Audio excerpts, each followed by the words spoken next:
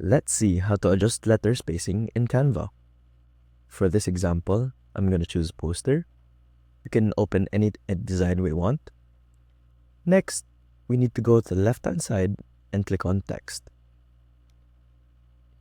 Then we click on any subtext we want. In this case, let's choose this size. Now we can type any custom text we want to adjust the letter spacing to. In this case, for comedy's sake, let's choose space.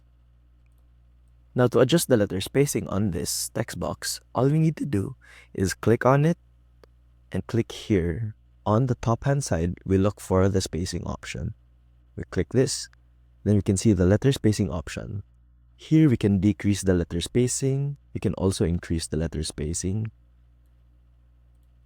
Once you're satisfied with your design, all you need to do is click share and download. That's it. That's how you adjust letter spacing in Canva. See you soon.